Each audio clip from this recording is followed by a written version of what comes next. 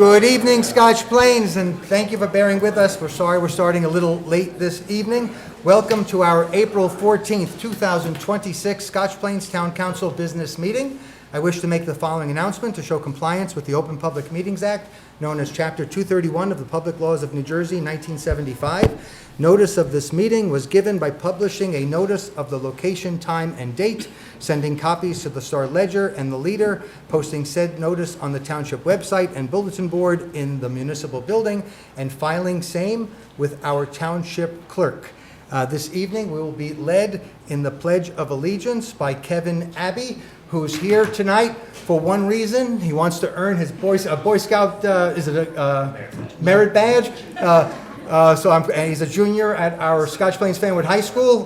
Kevin, it's a pleasure to meet you. Please rise, and Kevin, please lead us in the pledge.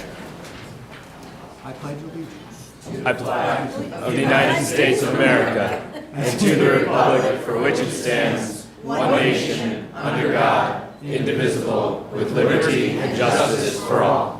Sorry, Kevin, he was and he heard that. Kevin, thank you. I hope that entitles you to another badge at the Boy Scouts. Ms. Lucina, may we have the roll call, please?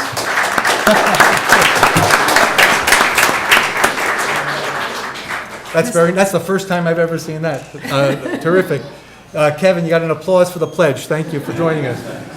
Ms. Lucina, may we have the roll call, please? Mr. Adams? Here. Ms. Stamler? Here. Mr. White? Here. Ms. Zimmerman? Here. Mayor Lasardo? Here. Thank you, Ms. Lucina. We're going to jump out of order to administer the oath of office to Ryan Cruz, who was recently promoted in the Scotch Plains Police Department to Sergeant. Chief, the floor is yours. Okay, thank you. Ryan, will come up here. Ryan is a transfer from Hillside Police Department, so he's got a lot of really good quality experience that he brought to the table. He came in, he took the civil service test, he probably studied about 40, 50 hours a week for about 6 months. He placed #1 on our promotional exam. He did very well, so we're very proud of him.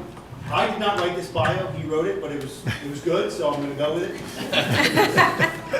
Ryan Cruz is a dedicated law enforcement professional with nearly 2 decades of experience serving his community.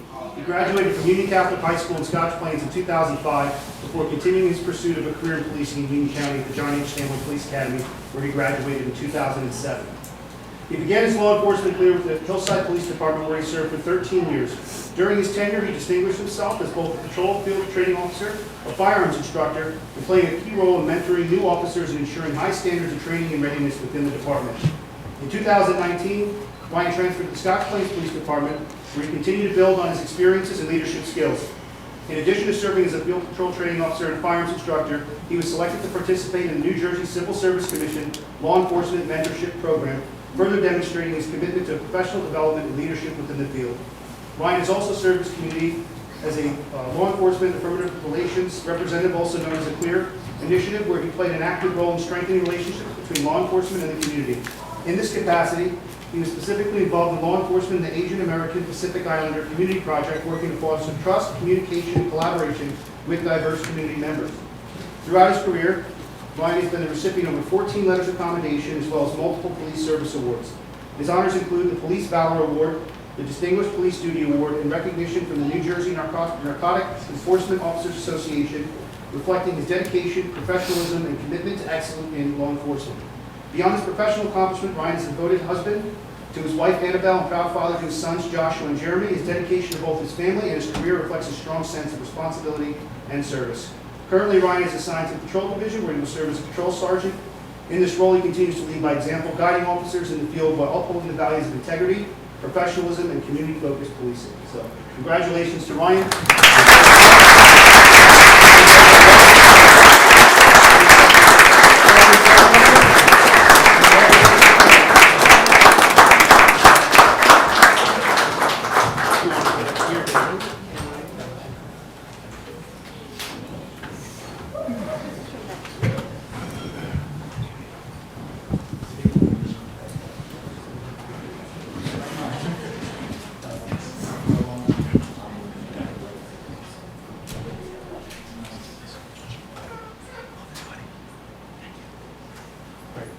Left hand on the Bible, right hand up, and please repeat after me. I state your name. I, Ryan Cruz, do solemnly swear do solemnly swear that I will support the Constitution of the United States that I will support the Constitution of the United States and the Constitution of the State of New Jersey, and the Constitution of the State of New Jersey, that I will bear true faith that I will bear true faith and allegiance to the same and allegiance to the same, and to the governments and to the governments established in the United States established in the United States and in this state and in this state under the authority of the people, under the authority of the people, and that I will faithfully, and I will faithfully, impartially, impartially, and justly perform and justly perform all the duties of all the duties of Sergeant for the Township of Scotch Plains Police Department.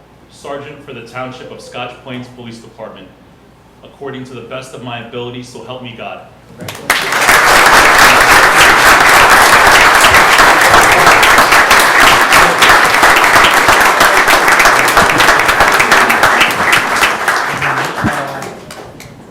I thought family picture first.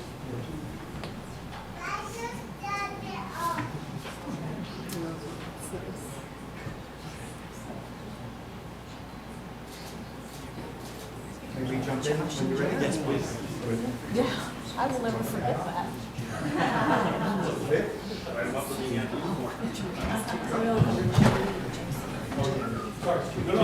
Chief.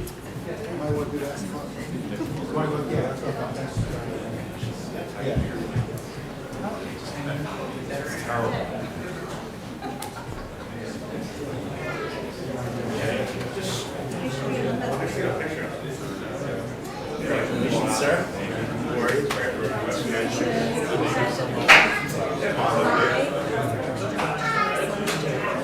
I will never forget.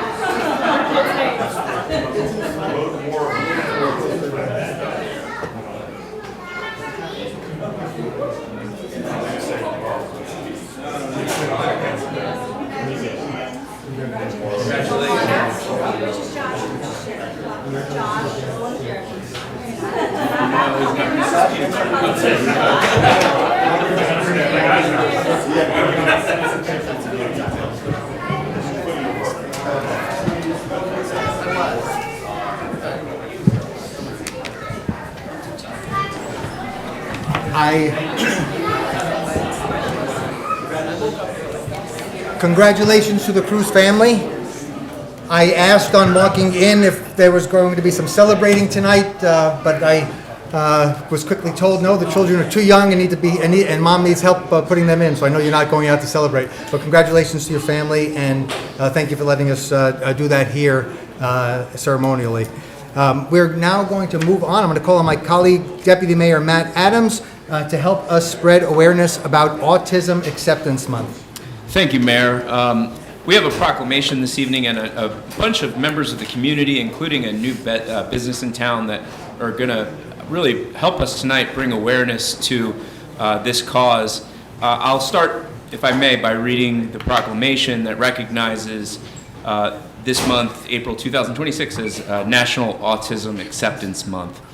Whereas autism is a difference in brain development that impacts how people learn, communicate, interact, and behave, and results in a spectrum of abilities and challenges.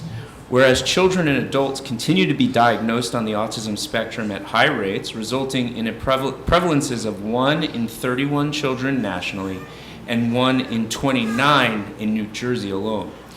While there is no cure for autism, it is well documented that if individuals with autism participate in intensive treatment early and as needed, they lead significantly improved lives. Whereas all individuals with autism deserve respect and the supports that they need for living safe and fulfilling lives. Whereas individuals with profound autism require a lifetime of specialized treatment and services to ensure their health and safety.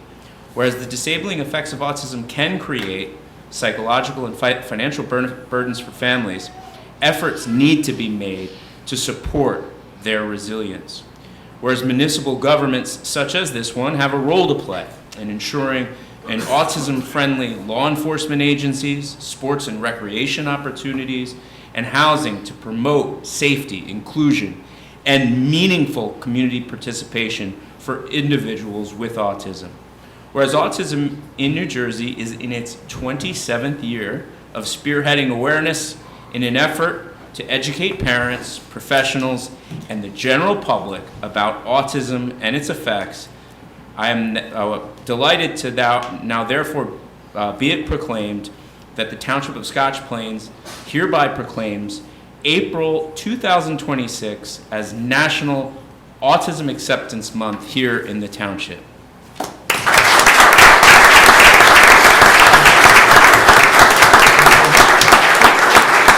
And I know that we have some folks who have meaningfully worked extremely hard to make autism acceptance in our own community very, very hard. And I want to bring them up. Sergeant Wrights and your family, I know you are on the leading edge from the intersection of law enforcement and bringing awareness there. So please come on up. And then we have a wonderful new business in town.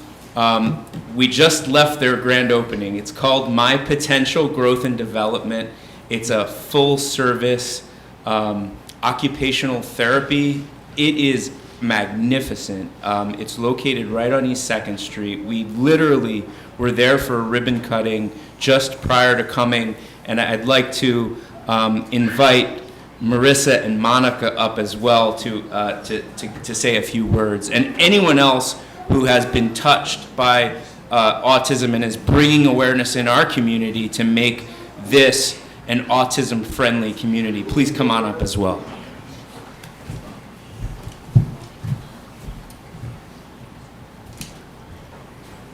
Sharon, this, please, everyone. It's good to see you. No, that's a different.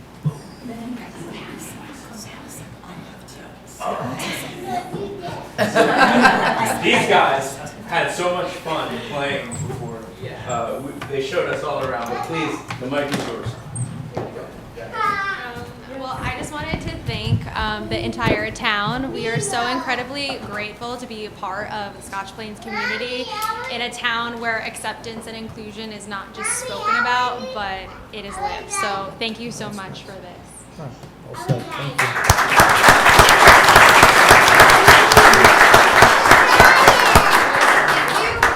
Thank you. Say thank you. Thank you.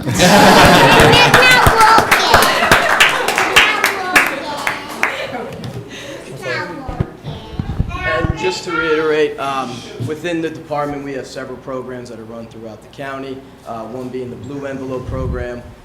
Anyone on the spectrum or any disabilities comes to the police department, they can get an envelope, and it allows the officer and the driver to be able to communicate, especially if the driver is not communicative. It just eases that stress of the driver as well in those situations. And also I urge anyone that has anyone on the spectrum or any sort of disability to sign up for the PSA program through the Union County Prosecutor's Office. It could be accessed right on their website. You just fill in the information with that individual, and if they were to go missing or any sort of medical emergency at that house, we would be aware of it ahead of time, so it will allow our officers to give the best care possible for that person. So just urge anyone that knows someone in the town to register through that program. So thank you. Thank you, Sergeant. And I'll just add that there's a lot of things that the Scotch Plains Police Department does really, really well, and this is up at the top of the list. And so Monica and Marissa, you chose the right place to lay down your roots with your new business, and I hope the valuable service that you lead to the community is very successful and touches a lot of lives. Yeah, well said. Thank you. Thank you, Sergeant. Thank you.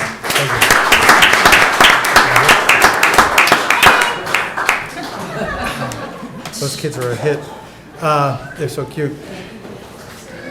Every April, we pause to bring attention to some of, oh, excuse me.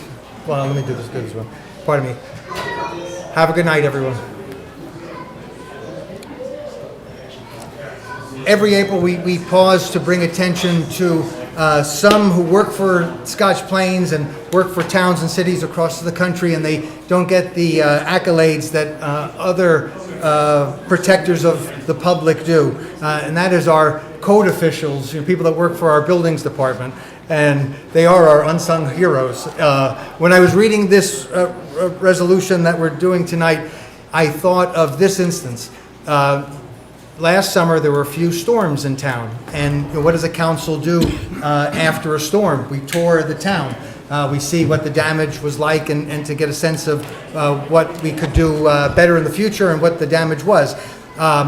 There were homes off Cooper Road, one that slid off of its foundation, and I was told, this was the morning after the storm, and I was told by the owner last year, someone in town, about this tall, whitish hair, a unique mustache. I said, Bob? Yes, Bob Lacosta. Bob was there, and it made me think of why we're bringing attention, to our code officials tonight. After a storm, trees fall, water can move mountains. It is our code officials that visit those properties and make sure they're still safe for the families to live in or otherwise. And I'm speaking too much. I'm going to call on my colleague, and he's saying I am. Councilman White, please to share some more information about Building Safety Might as Month. well read the I'm proclamation. sorry. Building Safety Month, May 2026. Whereas the Township of Scotch Plains is committed to recognizing that our growth and strength depends on the safety and essential roles our homes, buildings, and infrastructure play, both in everyday life and when disasters strike. And whereas our confidence and resilience of these buildings that make up our community is achieved through the devotion of vigilant guardians, building safety and fire prevention officials, architects, engineers, builders, tradespeople, design professionals, laborers, plumbers, and others in the construction industry who work year-round to ensure the safe construction of buildings. And whereas these guardians are dedicated members of the International Code Council, ICC. It's a nonprofit that brings together local, state, territorial, tribal, and federal officials who are experts in the built environment to create and implement the highest quality codes and standards to protect us in the buildings where we live, learn, work, and play. Now therefore, the Township Council of the Township of Scotch Plains hereby proclaim the month of May 2026 as Building Safety Month. Accordingly, we encourage our citizens to join us as we participate in Building Safety Month activities. Thank you, Bob? Councilman. Speech.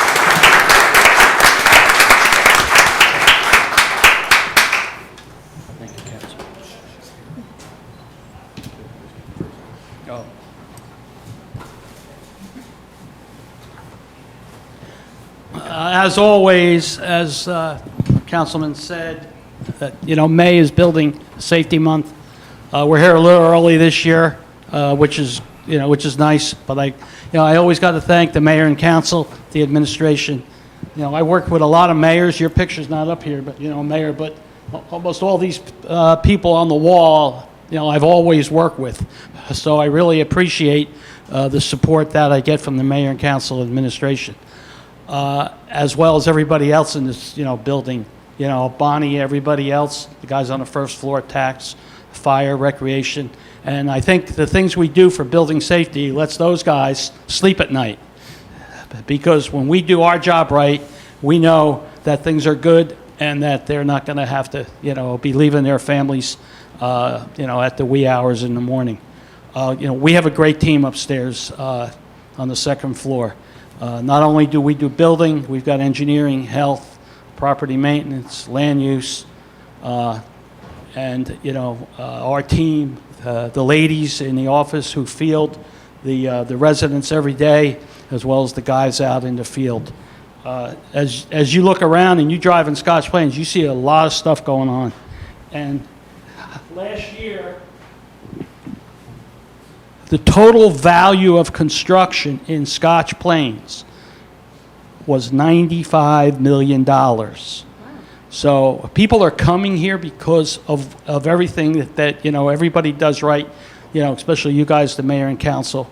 We got a great education system. You got access to train, railroad, but when you look at these numbers at $95 million for a town like Scotch Plains, 25,000 population, And if somebody would have said to me 26 years ago when we turned the century that our building was going to be like this now, I would have never believed it.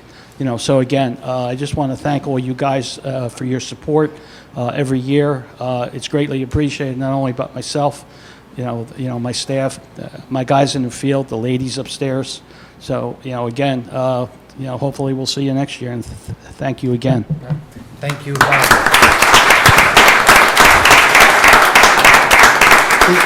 Thank you, Bob. Remind me, Mr. Lacosta, this is your 42nd consecutive year? I'll start my 49th. I was talking about June 15th. so 49, he'll start his 49th year with the township on June 15th, and he's been serving, and he's been giving up every other Monday evening on the planning board for, 47. oh, I thought it was 42. 47 years. Thank you, Bob. Thank you. Have a good evening.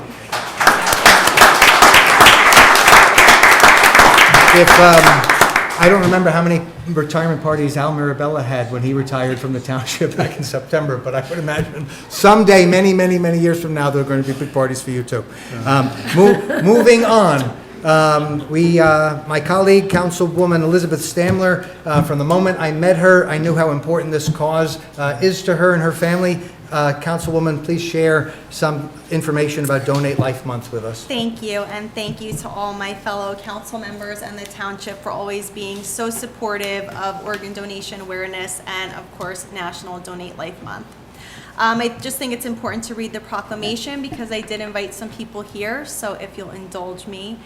Whereas one of the most meaningful gifts that a human being can bestow upon another is the gift of life.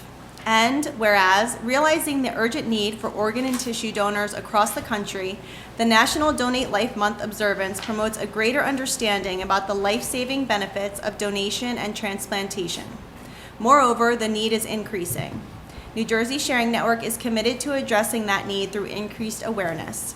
And whereas, the need for organ, eye, and tissue donation remains critical as a new patient is added to the national waiting list for an organ transplant every 8 minutes, and each day roughly 13 people die due to the lack of available organs. And whereas the transplantation of organs and tissue is a miracle of modern medicine made possible through the compassion of organ and tissue donors, enabling surgeons to save thousands of lives every year. One organ donor can save 8 lives, and one tissue donor can enhance the lives of over 75 others. People of all ages, ethnic backgrounds, and religions are touched by donation and by the serious shortage of organ donors that exists. Currently, there are nearly 4,000 New Jersey residents and over 109,000 Americans awaiting life-saving transplant operations. And whereas a record number of 49,065 organ transplants took place in 2025, with the exception of 2020, transplants have increased each year since 2013. Living donation also continued to grow in 2025, with 7,237 people becoming living organ donors, a 3% increase over the previous year, according to new data from the Organ Procurement and Transplantation Network. Whereas every capable person should support this vital effort by registering as an organ and tissue donor, making their family aware of their wishes, and being willing to give the gift of health, sight, and life to people in need. And whereas registering as an organ and tissue donor at a local motor vehicle agency via your phone health app or online at NewJerseySharingNetwork.org signifies our fundamental human responsibility to help others. And whereas the Township Council of the Township of Scotch Plains recognizes National Donate Life Month as an opportunity to join New Jersey Sharing Network in its life-saving mission. We now therefore be it proclaimed April 2026 as National Donate Life Month and urge all residents to join us in promoting organ and tissue donor education. So I would like to welcome up Donna Albanese. She is a living kidney donor. Her husband, Rich, is a heart recipient, and Shonda Johnson, who is a double lung transplant recipient. If you'd like to come to the microphone.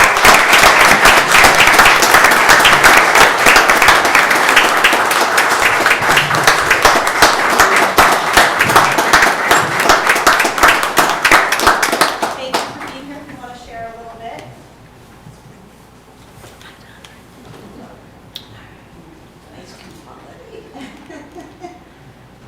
Good evening.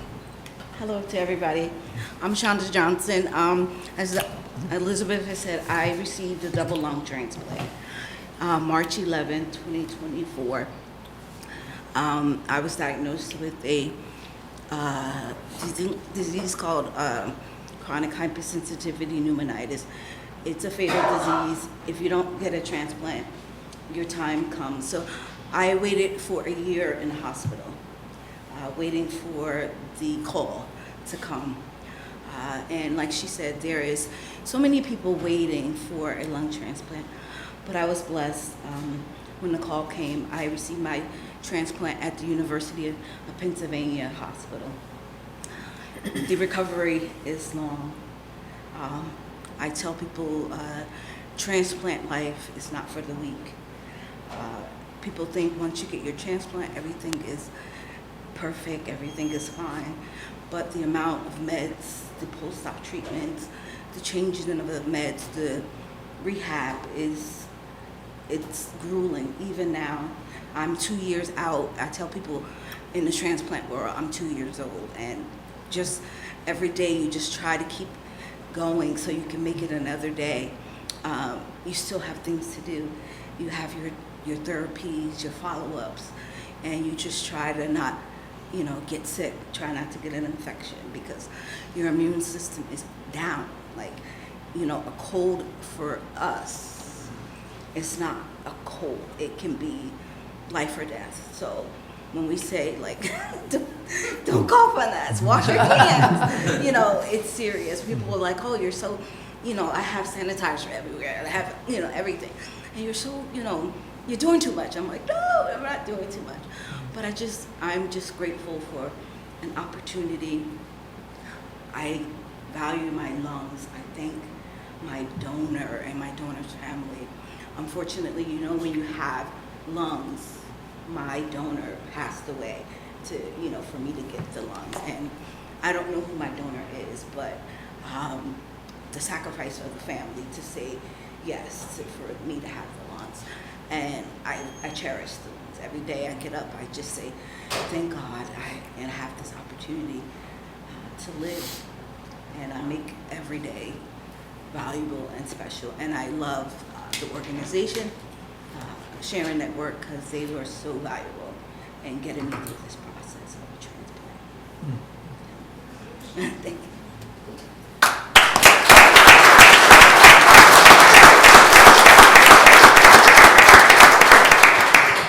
Hi, everybody. For those of you who don't know me, my name is Donna Albanese Jamer, and I am the Dairy Queen.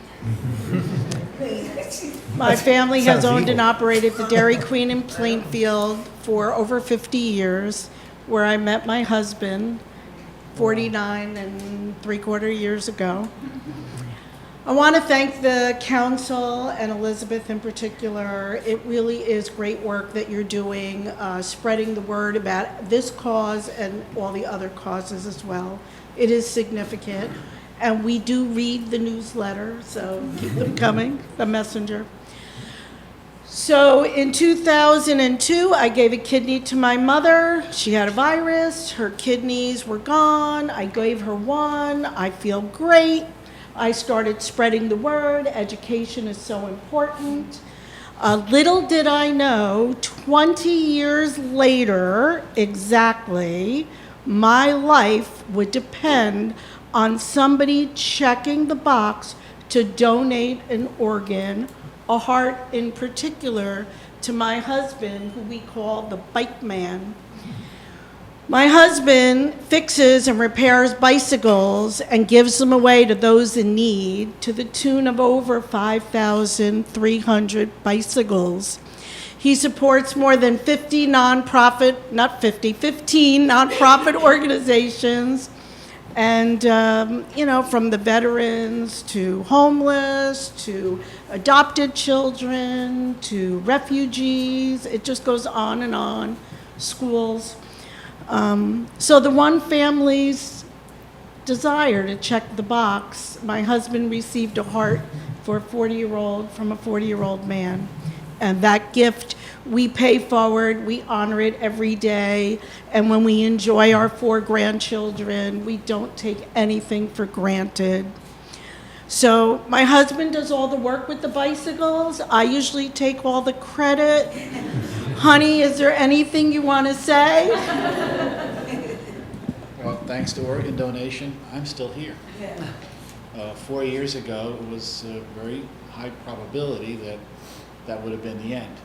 And fortunately for Heart Donation, I've been able to refurbish 5,300 bicycles and give them away for free. No charge, out of my own pocket. I don't mind. So we worked that through the Dairy Queen. So if you have an old bicycle that you don't need, somebody outgrew or unloved, whatever, drop it off at the Dairy Queen. I'll take it from there and it'll go to a good place. That's really nice. Where are we going in June? We're going to the transplant games in Denver. Oh, go! Where there's various competitions for not only recipients but donors and donor families. And I intend on riding my bicycle. Yes.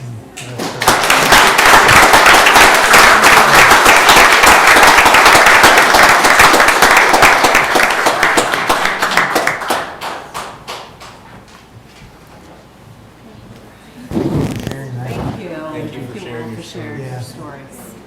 Thank you. Good to see you. Good to see you. Good to see you.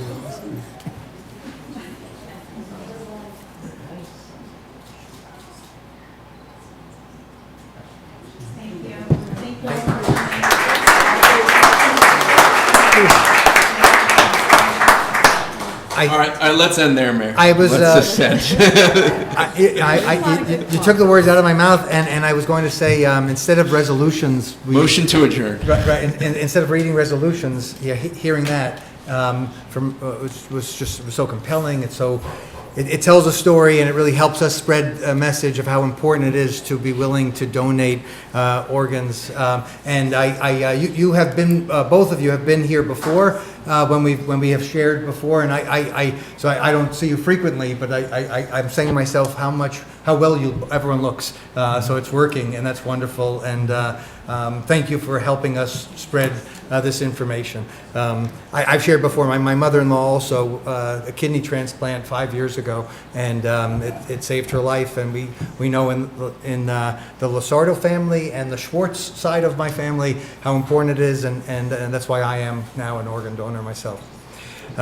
Moving on, Danielle and I see several others are here from Scotch Plains Fanwood High School. And perhaps someplace else, because someone looks a little older. Excuse me? Not much, though. For the Student Movement Against Cancer's 25th anniversary. My colleague here is telling me smack, but I read about this when I was preparing for the meeting. 25 years, incredible, how it started at the high school right here in Scotch Plains and has grown into a movement raising serious money. What I read on the website was millions of dollars over the years. So who's doing this one? Excuse me. I'm going to call upon my colleague, Deputy Mayor Adams, to share more information about it and then invite you up to share with the public what SMAC's all about. Well, it's truly remarkable, and I've had an opportunity to witness these young people in action over the years at the Cancer Jam, the Jam Cancer and the Jam tournaments, where they've been manning the booths while some of us make fools of ourselves throwing frisbees to raise money for cancer. And it's just truly remarkable that we have young people with the foresight to get involved in such serious causes. And we have a resolution to present to you tonight, and I'll just read some selected excerpts for it. But obviously, as the mayor said, we're here to commemorate the 25th anniversary. Remarkably, it was founded in 2001 in the township by students at SPF High School who came together in support of their friend Rob Matar during his battle with testicular cancer, while his father, unfortunately, was also fighting the disease at the same time. What began as an act of compassion and solidarity, students shaving their heads, raising funds, and supporting their friend, grew into a movement, an organization grounded in the belief that no one should face cancer alone. 2026 marks the 25th anniversary of SMAC, a milestone that reflects a quarter century of student leadership, community impact, and unwavering dedication to supporting individuals and families that have been affected by cancer. SMAC has expanded organically to high schools and colleges across New Jersey, Pennsylvania, and New York, becoming a true catalyst for community engagement, an impactful fundraiser for cancer-related causes, and including support for the American Cancer Society. In 2017, 16 years after its founding, SMAC was formally incorporated as an official 501c3 nonprofit organization and established a central office to further its mission and broaden its reach. SMAC now operates 18 chapters across New Jersey, Connecticut, Louisiana, Pennsylvania, and Canada, and has raised more than $5 million over its 25-year history to support cancer research, patient care, and related initiatives. SMAC empowers students as leaders by enabling them to design and execute fundraising events, awareness campaigns, and volunteer initiatives, while providing flexibility to support cancer organizations that meet the needs of their local communities. SMAC has built strong partnerships with leading cancer organizations, including the American Cancer Society, Memorial Sloan Kettering Cancer Center, Blood Cancer United, the Valerie Fund, and Camp Quality New Jersey. SMAC continues to invest in future leaders through programs such as the Cancer Fighter Scholarship, awarding up to 10 $1,000 scholarships annually to high school seniors who demonstrate courage and leadership in the face of cancer, as well as through initiatives including SMAC Talks, a national student advocacy board, and resource development internship. And SMAC stands for a testament of the power of youth leadership, something alive and well here in our community, compassion, and a sense of community. And it continues to this day remaining deeply connected to its founding roots here in the Township of Scotch Plains. So now therefore be it resolved by the Township Council of Township of Scotch Plains, County of Union, State of New Jersey, that the council hereby recognizes and congratulates the student movement against cancer on the occasion of its 25th anniversary and commends the organization for outstanding contributions to the fight against cancer and its continued commitment to empowering young leaders and supporting communities in need. Give it up, because everybody among us has been impacted by cancer. There's not a single person in this room that can't say they have a friend, a family, or a loved one, or even themselves that have been impacted by this rotten, horrible disease. And to see young people stepping up to take the mantle of such a tremendous cause, just, it warms my heart. I think with the last two presentations, our night should just end, but it won't. But please give it up for SMAC. Come on up.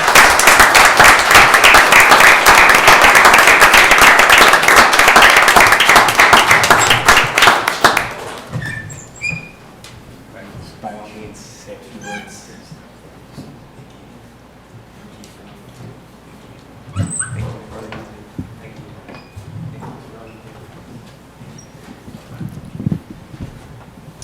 Thank you very much for having us, Council, for recognizing SMAC. You know, it's 25 years is hard to comprehend. Something that really grew organically out of, you know, a terrible situation. But as I look back on accomplishments in my life, you know, it stands there just below probably marrying my wife and having my kids as something that I stand proud of. You know, I want to thank all those that are here with me tonight. David Baumwall, Barry Salmon, original co-founder and board member from Scotch Plains Fanwood. Our fearless leader, Danielle, who presides in town and is really the tie that binds for all the chapters that have grown through the years. And of course, the students. You know, we started a movement. We recognized, you know, an ability to turn what was kind of a negative event for myself, but kind of channel that energy into something positive. Quite frankly, not with a plan. It sort of was an instinct, I would say.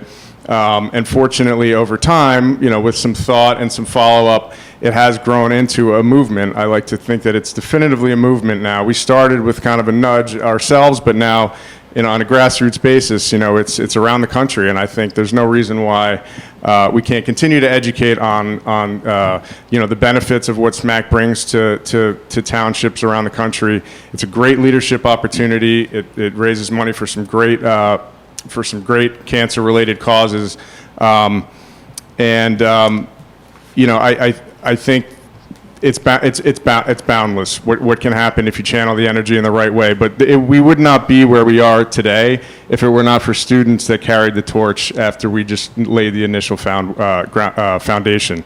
The metrics are hard because a lot of people come through various schools, but thousands of students have been participants with SMAC. We've raised millions of dollars.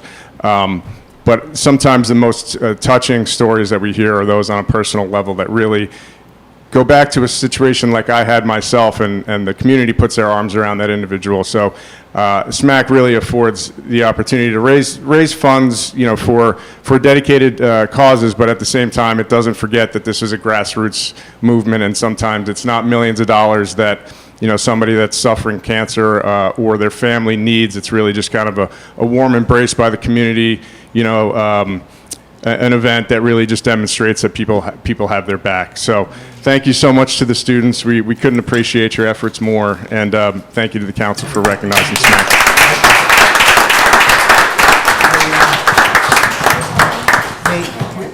Would you like, sorry. Sorry, just a Please, few please, other brief words. Please, I'm sorry. Just to echo what Rob said is, while SMAC obviously is focused on cancer, it's a real testament to the power of community, power of friendship.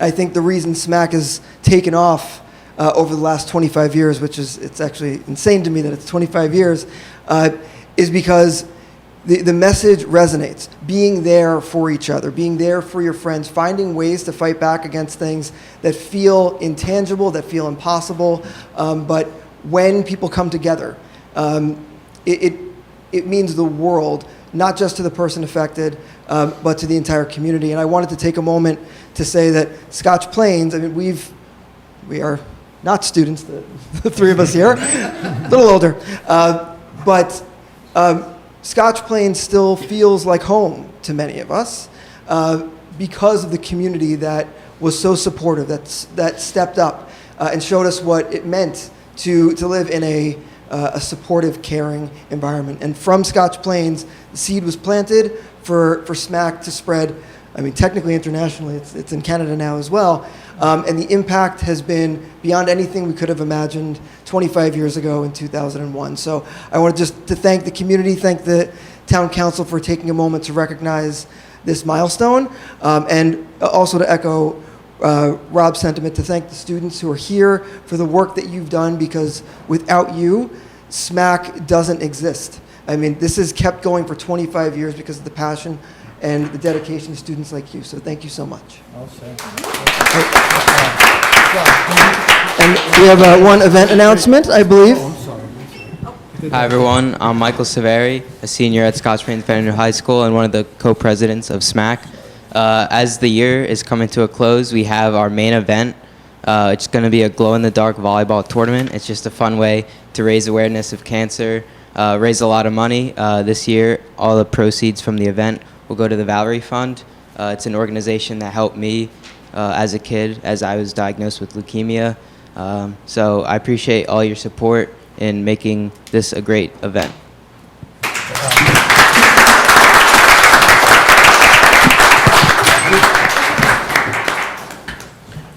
Please. And Rob, I apologize. I wasn't able to this was all organized for you in 2001, and it's continued for 25 years, and you're obviously doing really well. That's terrific. Yeah. I apologize. Didn't hear. Yeah. When is that volleyball game? May 15th. Okay. We'll have spread word. Where is it?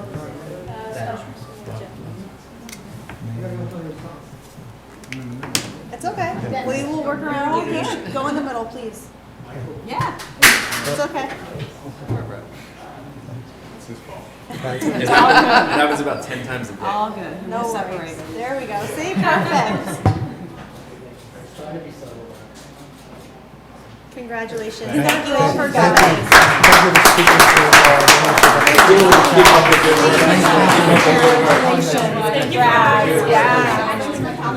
Thank you. Were you guys on there with the frisbee game last year? Yes, this is awesome. Oh, last year? Yeah. I usually got diamond all over. I'm glad you're here. Good to see you, of course. Thank you. Of course. Great job. Thank you. Good luck. Thank you. Thank you. All the best to you. Thank you, thank you. Thanks, Danielle. Have a nice day. This has been a lot of very special presentations. What a nice town. I agree. Tyler Madrano or Pamela Stalcup, are you here? And Carrie. And Tyler's here as well? And Carrie. Excuse me, and Carrie, okay. You have this one? Okay, great. My colleague, Councilwoman Ellen Zimmerman, is going to share information about Child Abuse Prevention Month. And Tyler had reached out to me and I think to our town manager a few weeks back, and there's some back and forth. I apologize that there wasn't time before the meeting to connect. I was held back earlier. Councilwoman? Yeah, do we want to sure. just wait? Yeah, give it a minute, sure. Yeah, if they're not going to. Thank you. So, yes, thank you, Mayor. I will read the proclamation, and as the mayor said, Tyler is a student ambassador also from the high school. We have so many amazing students here tonight, and shows what, as the deputy mayor said, what amazing students we have in this community. And Carrie is from Prevent Child Abuse New Jersey. So thank you both. Whereas children are our nation's most vulnerable members and our nation's most valuable resources, helping to shape the future of Scotch Plains, New Jersey. And whereas positive childhood experiences like loving caregivers and safe, stable, nurturing relationships can help mitigate trauma and the negative impact of adverse childhood experiences to promote the social, emotional, and developmental well-being of children.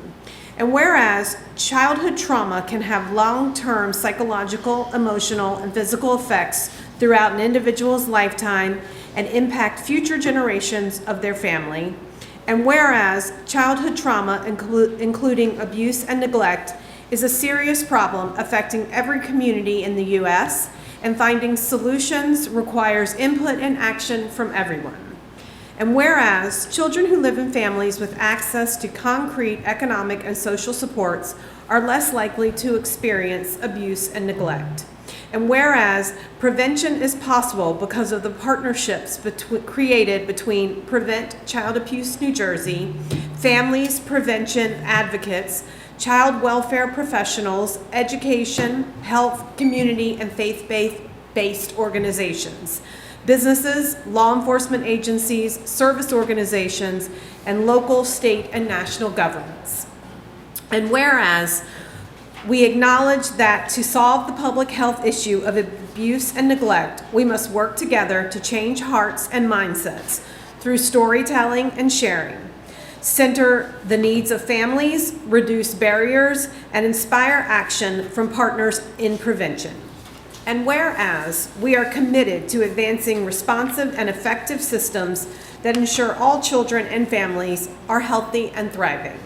And whereas we recognize the need to prioritize kids and invest in more prevention initiatives like home visiting and family strengthening policies, economic supports, and community-based child abuse prevention programs at the local, state, and national levels.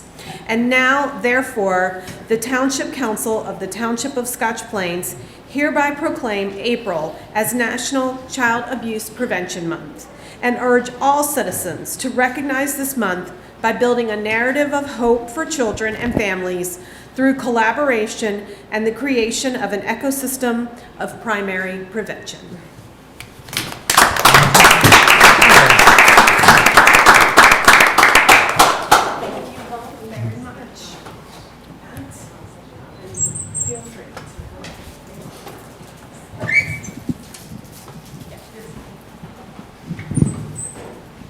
Hi, I'm Tyler. I'm a junior at Scotch Plains Fanwood High School, and as a student ambassador for Prevent Child Abuse New Jersey, I thank you for bringing awareness and attention to this important cause and helping make Scotch Plains a better place for children and families.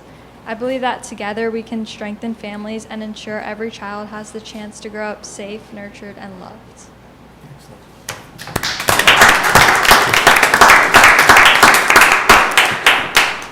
Tyler has been a student ambassador, raising money for our organization, and she's done such a phenomenal job. It's such an honor to be here, and thank you, Tyler, for your commitment and dedication at such a young age. We really appreciate everything that you're doing for the organization. I just want to give a couple brief notes about Prevent Child Abuse New Jersey. We work to build a brighter future for children throughout all 21 counties, and today our programs reach more than 100,000 children and families statewide. In 2008, Prevent Child Abuse America launched our Pinwheels for Prevention campaign in observation of Child Abuse Prevention Month. The pinwheel is our logo because it symbolizes the fun and whimsical, joyful emblem of happy childhoods that we want for all of our children. This year's theme is Pinwheels of Possibility, celebrating the limitless potential of children and families when communities come together to support them. When families are facing rising costs, heightened stress, and widening gaps in support, we're stepping forward with a clear message that when we invest in families early and often, we create the conditions where children can grow up to be safe, supported, and full of possibilities. Thank you so much to the council for recognizing April as Child Abuse Prevention Awareness Month and for being our partners in prevention. Thank you. Thank you very much.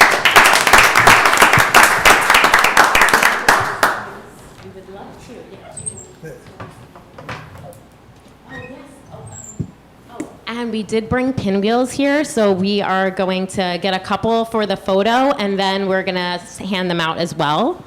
And if you want a couple extras, you just let our wonderful volunteers know, and they will be giving them out. And shout out to the parents of all the young people that are in the audience this evening. I see Tyler's parents you did a really fantastic job. You mean those two people beaming? Yeah. They're hard to tell, right? Yeah. Yep, absolutely. So, Maybe take a picture too? big shout out to the parents in the room tonight. Really great job. Thank you for connecting us. Good job, Tyler. Your emails are, Thank you. Thank you. We can put it in front of town hall. Yeah. Put it in the planters. If that's okay with Bob.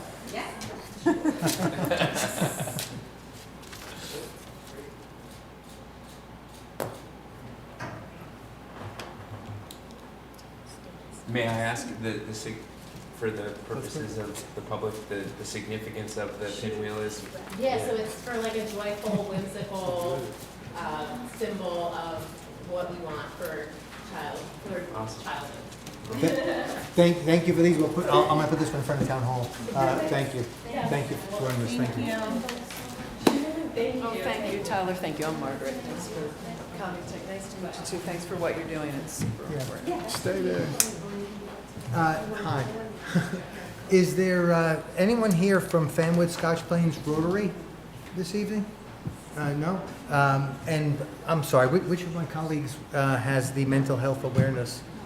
Is that It's me yours? also. Former Mayor Al Smith reached out to me about a month ago, asking us if we would join Fanwood and once again raise awareness of For Mental Health Awareness for Mental Month. Health Awareness Month, and I understand Ms. Heisey, if you could help me, what else they're doing. I know they're working with businesses along Park Avenue on the windows. Yes, so, thanks, Mayor. So they are going to be painting windows like they did last year, and I think these are the students, again, from the high school, maybe even from some of the other high schools, private high schools in the area. They're going to be painting windows to raise awareness for mental health and wiping out the stigma, which I believe is their theme. We will also be having our mental health fair on May 2nd, which is why we're doing the proclamation tonight to raise awareness for that event. We have a walk that the town sponsors along with the Rotary, and we have a lot of vendors. All the information's on the website for that.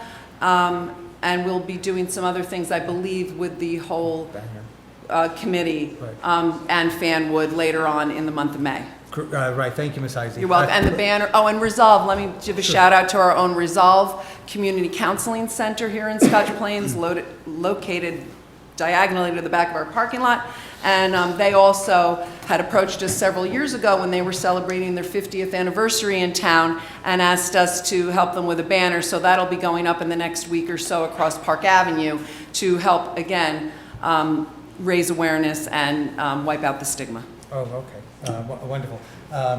Councilwoman? Yes, I would like to read the proclamation, but I was talking to them. There is not anyone correct. necessary. Okay, Right, but it's still very important that we Right. all hear the proclamation, Right. or the resolution. Whereas 1 in 5 Americans has experienced mental health and substance abuse disorders in a given year, according to the National Institute of Mental Health. And whereas mental health and substance use disorder problems are more common than cancer and heart disease combined, affecting children and adults, including more than half of our Iraq and Afghanistan veterans treated at Veterans Administration hospitals. And whereas the stigma associated with these conditions is identified as the primary reason individuals fail to seek the help they need to recover from the disease.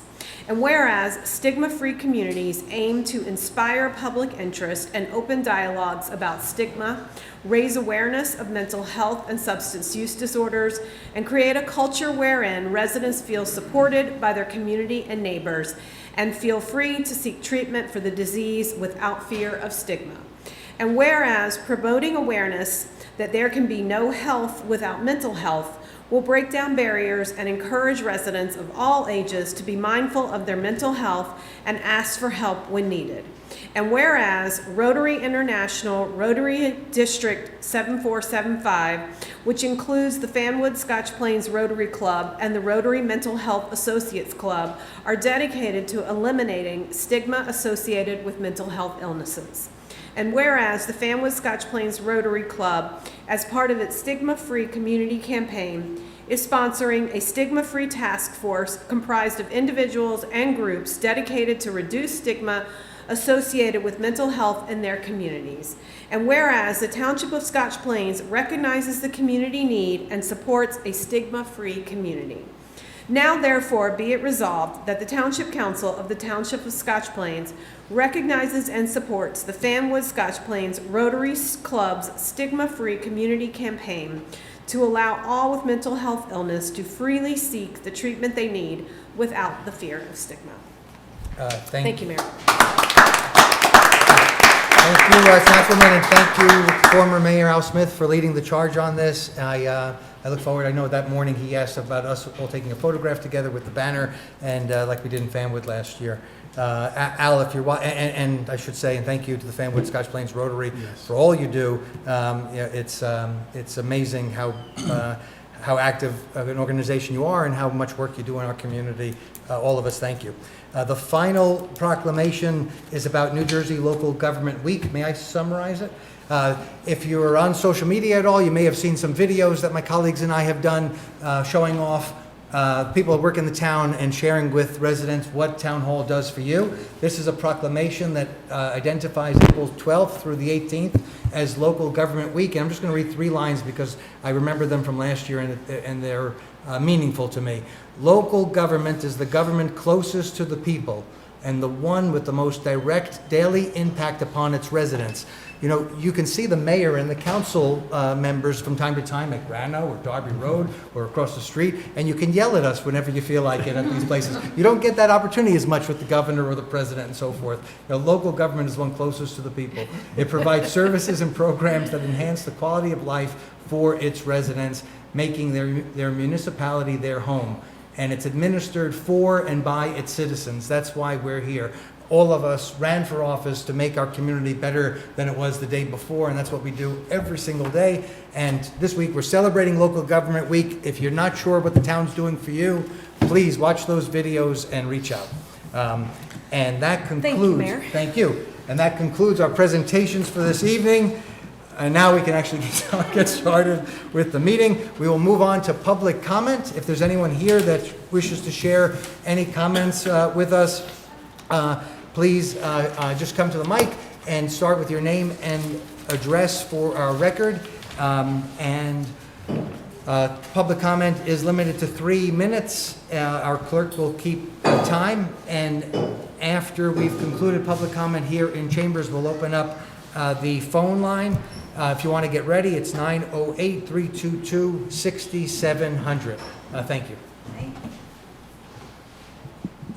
I'm Sarah August. I live at 404 Stout Ave in Scotch Plains. And that's it. Now I can start. First of all, I'm so amazed at our community. This is such a good night to be here. This was pretty incredible, especially seeing so much of the community and students and businesses. It was pretty incredible. And I am here from the Scotch Plains, Friends of the Scotch Plains Public Library. I thought he was shushing me. I'm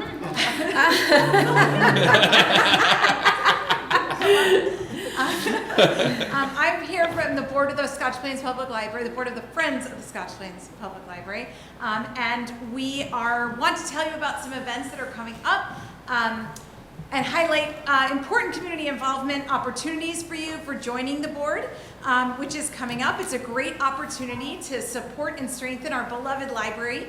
Ideal candidates are residents of Scotch Plains and bring diverse perspectives, experiences, and a shared commitment to library collaboration and growth. Board members go to regular meetings, help support the library with events and fundraisers, and so we're having an election on May 18th at 7 p.m. The Friends Group funds programs, enhancing resources, and helps to ensure the library remains a vibrant, welcoming space for residents of all ages. For you too, they have story on it. By joining the board, community members have a chance to contribute their ideas, strengthen civic engagement, and directly support one of our town's most valuable institutions. There are also several exciting events that are coming up. We've had a lot of new events this year. We're trying to raise as much money as we can. On April 30th, we will have a poetry night, who our president and many connections around has formulated with a poet, several poets that are coming. Some members of the high school, some members of surrounding high schools are speaking. We really encourage people to come. It's at 7 p.m. at the bottom of the library. Also will be our kickoff for the jewelry sale, which we decided to do a second time. It was so successful before the holidays. So we are doing the jewelry night. It is starting at the poetry night on the 30th, and then May 1st and May 2nd throughout the weekend. An event that brings people together while we're raising funds for the library. Looking ahead, we'll be collecting books for our annual book sale from May 29th through June 1st, and the sale itself will take place from June 3rd to June 6th. Those events not only support the library financially, but also offer this strong sense of community. I can't tell you, working at the book sale, how many people I met from this town that shared their favorite books and had conversations and bought things and gave me ideas. It really is a great thing to be involved in. I encourage anyone who is passionate about literacy, books, education, community, and have a connection to any of those to please consider joining the board, being a part of us. It's a 1 to 2 year position, so please, on May 18th, come to our meeting. Thank you so much for your continued support of the library. Oh, thank you, Ms. so Walker. Thank you. All well said. Thank you for sharing that with our residents. It'll help get that information across. Thank you. Thank you for all you do. Good night. Sure. Sorry, mom's sick, so. No worries. Sure. Sean Foley, Lamberts Mill yes. Road. I just want to thank the mayor and council for taking time to consider would vote on the resolution to end algorithmic rent pricing software. I know you all have been balancing a lot, and I really appreciate how seriously you all approach the issue. This resolution matters because it sets clear expectations for developers and helps ensure that the rental and housing market operates fairly. It reinforces that growth should serve the community and not undermine it. Thank you for your time, your support, and your continued dedication to the community. Thank you. Thank you. Thank you for your advocacy and for coming tonight. Bye-bye. Bye-bye. Take care, Mom. Bring Mom some soup. That's great.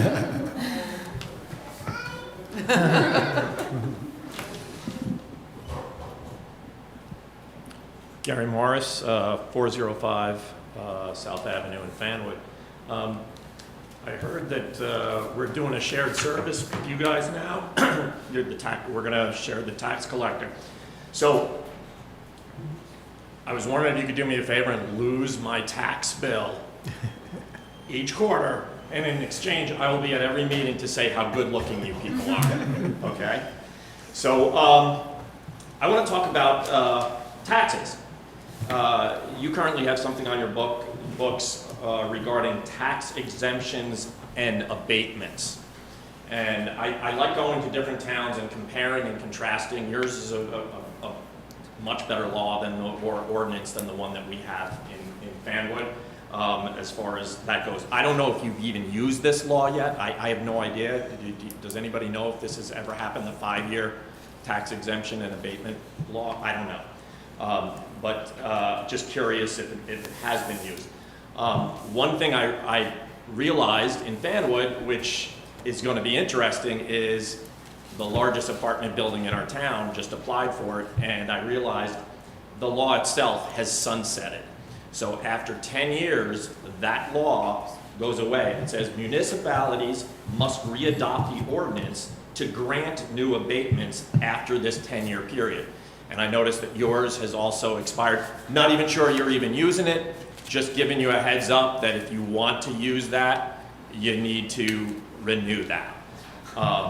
The other thing that I experienced in Fanwood is an application was late. They applied too late. It literally says on the application, you cannot apply 30 days after the building is complete. They, unfortunately for them, thought it was the final CO. It's the temporary CO that's the trigger, because they start renting, it's usable, and the definition of completeness is the building can be used that way. You guys have it really spelled out well in your law. You specifically even say the temporary CO is the trigger.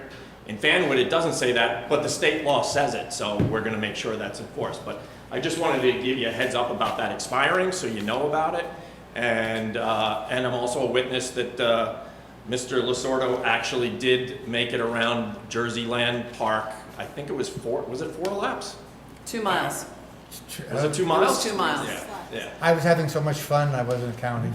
But you never alerted me when the last lap was, because I really was planning to have a surge at the end, and I never had the opportunity to pass everybody. So that was disappointing. But anyway, thank you for your time. Thank you. Mr. Morris, thank you. We will look into that. Thank you. Is there anyone else here that wishes to participate in public comment?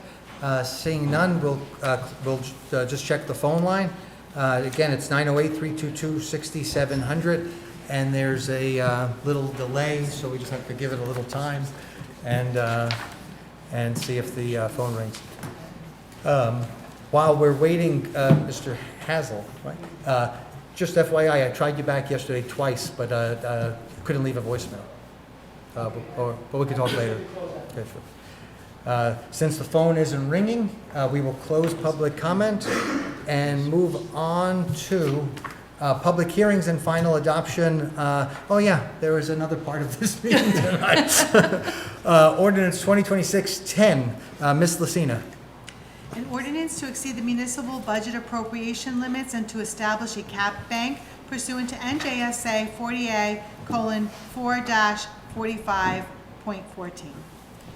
I move that the public hearing on ordinance 2026-10 be opened. Second. All in favor? Aye.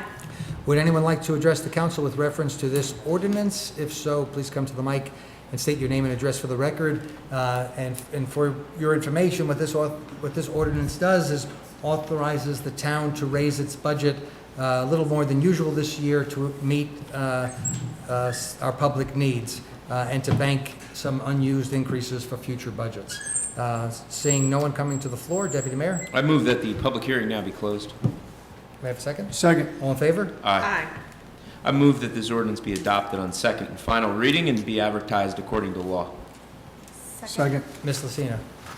Mr. Adams? Yes. Ms. Stamler? Yes. Mr. White? Yes. Ms. Zimmerman? Yes. Mayor Lusardo? Yes, thank you, Ms. Lucina.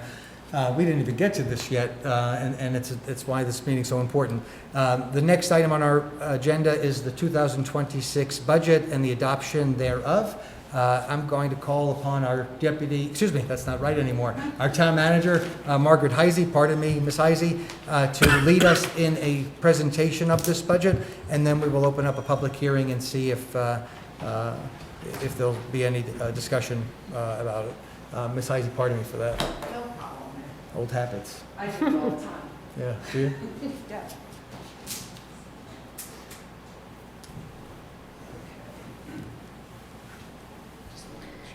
On.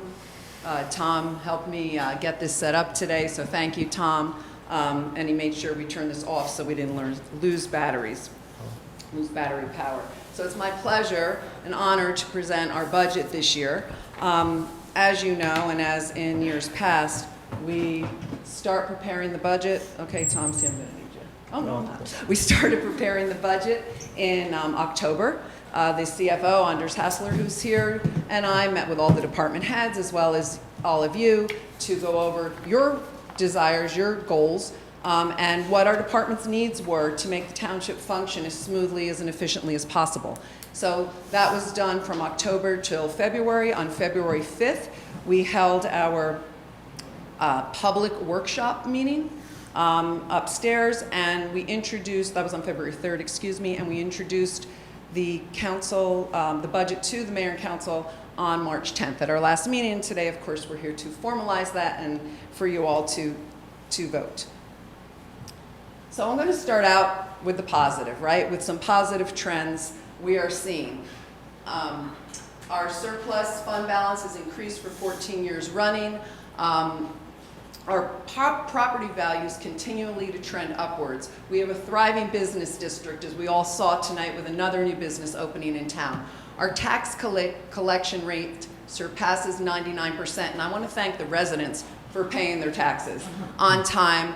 99% is almost unheard of, so kudos to everybody in Scotch Plains. We are increasing shared services with surrounding towns. I'll speak more about that later. And strengthening recreation, public safety, and public works. We continue to maintain a bond rating of AAA, and we have a low debt valuation ratio, which proves our fiscal conservative management. And I just want to speak to that a little bit because that means that your property values are high, and because of that, our debt is low. And I also want to speak to AAA bond rating, because a lot of people don't understand what that is. That basically means we're in a really great position to borrow at a lower rate if the need arises. We have some property purchases that we completed in 2025. Again, outstanding decisions by the mayor and council and the administration to purchase Plainfield Avenue, which will be great when we start our project to make our public safety complex, and 1235 Martine Avenue, formerly Highland Swim Club, and that, of course, is a wonderful way to preserve land here in the township from development. And we paid down additional debt. This is about the budget. We are facing significant increases in fixed costs. There is a modest increase this year of $265 on average per household, but Scotch Plains, the municipal government portion of your tax bill for Scotch Plains still remains just 15% of the overall bill. I mentioned the AAA bond rating, and our discretionary spending this year focuses, as it usually does, on enhancing emergency response and municipal services such as leaf collection and snow removal with the DPW. This, you can see a trend of the tax rate over the last decade. It's gone up by stable increases while keeping up with the rate of inflation.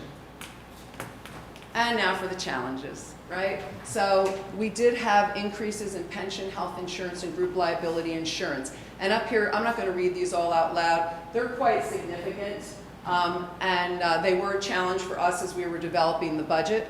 The library increase was also large. This I really want to point out. The utility cost increases, electricity, streetlights, and natural gas was an increase of $227,000. So while all of you have seen your bills go up at home, we're seeing it tenfold in the township because we have a lot of streetlights and a lot of other things to light up here. So those are, you know, they're real life things, and they expand on a scale like this. We are not unique. All municipalities are facing these kinds of increases that are not of our choosing. This is a state issue, and through careful and conservative planning, we have been able to address this while keeping our rate relatively low. This is the total municipal operating budget for the year, $36,700,000, and you can see some other figures here about how that's broken down. We raised this $21,190,000 by taxes, but we also use money from our surplus. Again, great financial planning and conservative measures were taken that we have that money that we can put towards the budget to offset the amount to be raised by taxes. Here are some of our revenue streams. Again, I'm not going to read them all. You can all read them. And this presentation will be on the website. So if you have any questions about it, you can certainly reach out to me. And this is our spending breakdown. I wanted to again point out on this slide that we broke out the salaries for the township employees by public safety and everybody else. And the reason why we did that was because I want to show you guys how dedicated that you are to our public safety team. We could not do what we do without them, protecting our community, and we have made a great investment in them and will continue to do so.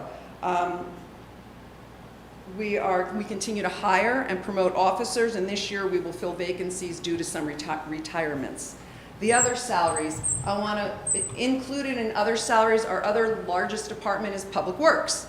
And this year, with your support, we are hiring 2 more Public Works full-time employees to our staff, and also bringing in somebody to help our beloved downtown Bob in the downtown with downtown maintenance, which is something that is very important to myself and I know to this council. So we're really happy to have those things in place with this budget, and think it will really help serve the residents well and the rest of us in the future.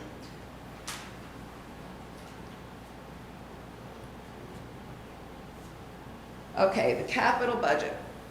So these are all the great things we're doing. And while, you know, there's some fun stuff in here, you can see our commitment to public safety and incident response for storms and other emergency. What we're adding to Public Works with trucks and a sewer jet vacuum truck. That's really cool, right? But guess what? If we didn't have it, and we have a sewer issue, you're all going to know about it. The same thing with the work we'll be doing to our, is it on there? The sanitary sewer line near Ashbrook and the Greenview pump station improvements. So those are all really important. They're the nuts and bolts of our infrastructure, and we need to keep them in top shape or replace them when they are at the end of life.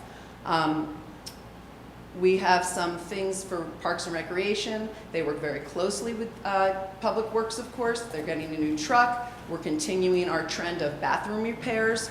Justice Evans, our supervisor, has worked out a great schedule to continually replace the bathrooms at all of our parks, which are, some are quite antiquated. And we are putting up some additional netting at Green Forest Park. So we are, you know, again, really committed to ensuring that the public has what it needs and that our staff has what they need to do their jobs each and every day.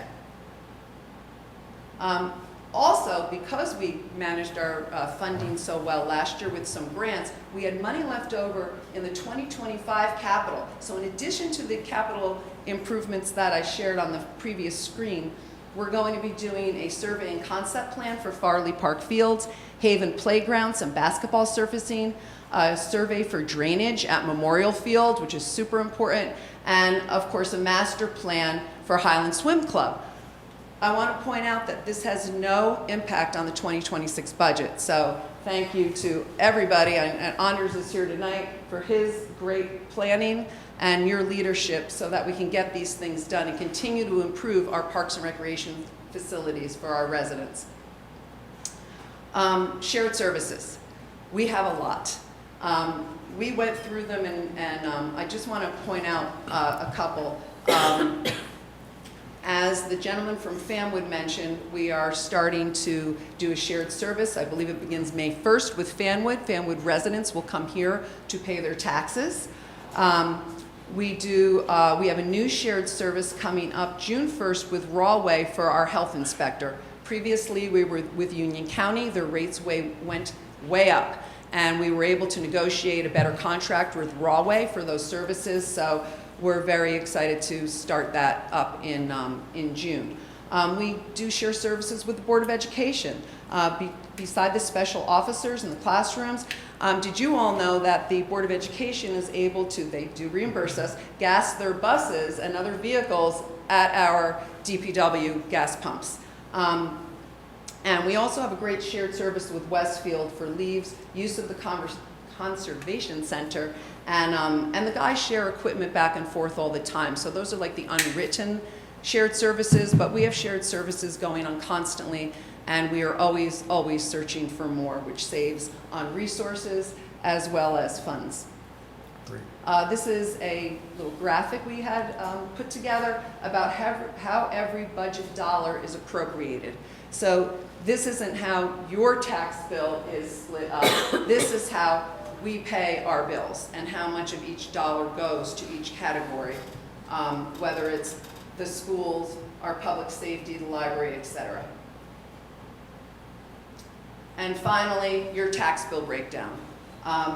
As you can see, the municipal portion is 15%, the library's over here at 2%, county taxes are 16% of your bill, and the schools are at 67%. The township collects your taxes, and then we give them back or give them to the entities that we collect for, being the schools and the county. And I'm rushing through this because I know it was a really long night, but this will all be online, and the user-friendly budget's online, Mayor. The rest of the budget is getting posted. We had a little glitch with the website this week. In summary, we're in great, strong financial shape, and we're well positioned for the future. We have new revenue sources and additional shared services will be continually researched and obtained. The township infrastructure continues to improve, including facilities, equipment, and staffing. And again, your municipal taxes comprise just 15% of the overall property tax bill in Scotch Plains. Scotch Plains has achieved one of the highest bond ratings of any municipality in the nation, underscoring strong financial stewardship and providing more tax savings. So I think it's something that you all should be proud of. Anders, thank you for your strong leadership and pen and pencil to paper skills. I also want to thank Tom for helping me and Anders put this together, and our directors. Some are here, our chiefs and our staff. And I also want to thank the residents for supporting all of our employees who are out every day in this office every day, ensuring that they have the services, protection, and quality of life that Scotch Plains is known for, and makes Scotch Plains such a great place to live, work, and play. So thank you to our residents for supporting this, and thanks to all of you for supporting this budget. Of course, Ms. Heisey. Thank you. Well said. Do any of my colleagues have any questions or comments for Ms. Heisey at this time? No, I just want to commend Ms. Heisey. This is her first budget as the municipal manager, I believe. And I know she's been hard at work at it for months. I think we had breakfast in October about what was going to happen, and it's evolved ever since then. It continues to represent a lot of fiscally responsible investments, forward-looking initiatives, and a focus on things that really matter to our residents, like public safety, parks and recreations, necessary infrastructure. You know, nobody really wants to talk about the sewer system, but it's got to go somewhere. So if that thing breaks, it's not pretty. So we really are taking the necessary next steps, I think, to move our community forward. And I think Anders and Margaret, there's a lot to commend you both for, because you take the laboring oar and make it easy for us to digest and understand. We continue, believe it or not, to operate below the rate of inflation, which is a testament to sound fiscal planning, because we are truly in a very significant inflationary period right now. So thank you for all your hard work on this. Yeah. I think all of us concur. Andres has been walking around town hall with his notebook, and every time we made a change, I thought he was giving you the finger. That too. But it's a terrific budget in a tough environment, and what I like most about it is we're putting some dollars behind some of our initiatives to grow our DPW, to make sure they have the supplies. And manpower, I think they need more than 2, but we have to do a little at a time. 2.5, we're getting 2.5. Right, How are we getting with 2.5 men? FTEs? Well, the half with downtown. Yes, right? because that'll be another seasonal employee, part-time employee, yes. Right, I think I'm going to do what I can to keep working up with my colleagues to, I hope, continue to grow and continue looking for more and more we can share with our neighbors, which is fabulous. I just realized our public hearing isn't open yet. So Deputy Mayor, do you want to open up the public meeting? I move that the public hearing be open, and while the public collects its thoughts, just to say one more thing, when you read the stories about our surrounding communities, about what is happening to their budgets, it's not happening here. And that's really a testament to sound planning. Agreed. Second. All in favor? Aye. Aye. Is there anyone here that wishes to address the council with reference to our budget? Seeing none? I move that the public hearing be closed. Second. All in favor? Aye.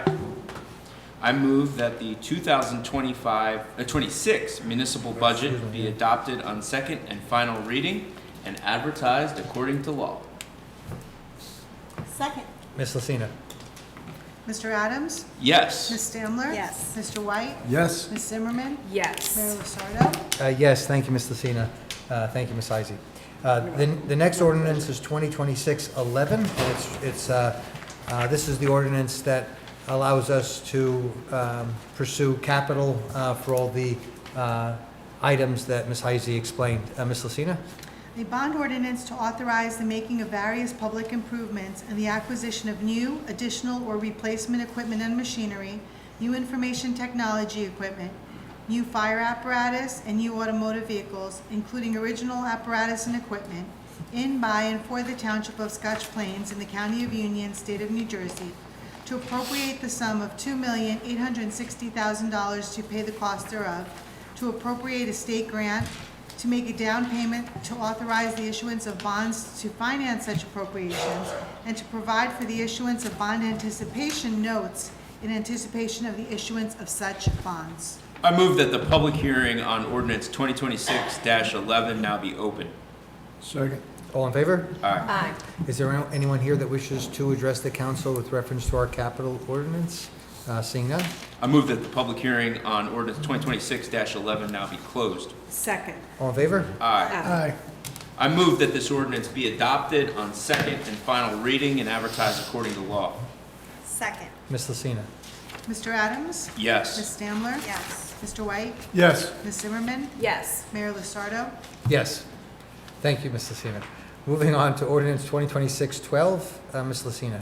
A bond ordinance to authorize the making of various public improvements and the acquisition of a new automotive vehicle, including original apparatus and equipment, in, by, and for the sewer utility of the Township of Scotch Plains in the County of Union, State of New Jersey, to appropriate the sum of $1 million to pay the cost thereof, to partially fund appropriations from the Sewer Utility Capital Improvement Fund, to authorize the issuance of bonds to finance such appropriations, and to provide for the issuance of bond anticipation notes in anticipation of the issuance of such bonds. I move that the public hearing on ordinance 2026-12 be open. Second. All in favor? Aye. Is there anyone here that wishes to address the council with reference to this ordinance? It's to raise capital to make those improvements to our sewer system and buy that truck that Ms. Lucina, that Ms. Heisey referenced. Seeing none? I move that the public hearing on this ordinance be closed. Second. All in favor? Aye. I move that this ordinance now be adopted on second and final reading and advertised according to law. Second. Ms. Lucina? Mr. Adams? Yes. Ms. Stamler? Yes. Mr. White? Yes. Ms. Zimmerman? Yes. Mayor Lusardo? Yes, thank you, Ms. Lucina. The next is ordinance 2026-13. Ms. Lucina? An ordinance amending Chapter 2 entitled Administration, subsection 2-20.32C, entitled Fire Department, Establishment and Regulations, Emergency Medical Services Fees, to establish a rate structure and administrative framework for non-emergency extra-duty EMS standby services. I move that the public hearing on ordinance 2026-13 be opened. Second. All in favor? Aye. Trying. Would anyone like to, address the council with reference to this ordinance? Seeing none? I move that the public hearing on ordinance 2026-13 be closed. Second. All in favor? Aye.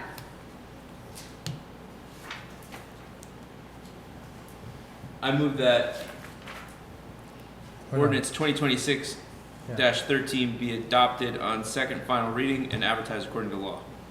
Second. Ms. Lucina? Mr. Adams? Yes. Ms. Stamler? Yes. Mr. White? Yes. Ms. Zimmerman? Yes. Mayor Lusardo? Yes, thank you, Ms. Lucina. The next is ordinance 2026-14. Ms. Lucina? An ordinance amending Chapter 23 entitled Zoning, subsection 23-3.11 entitled B2 Business Zone of the Township of Scotch Plains to amend subsection 23-3.11.b permitted secondary uses. I move that the public hearing on ordinance 2026-14 now be opened. Second. All in favor? Aye. Would anyone like to address the council with reference to this ordinance? It is what it says. We're adding rooftop, to allow businesses to use their rooftops in this zone for commercial purposes such as dining. Seeing none, come to the mic. I move Yeah, the public hearing on ordinance 2026-14 be closed. I have a second? Second. All in favor? Aye.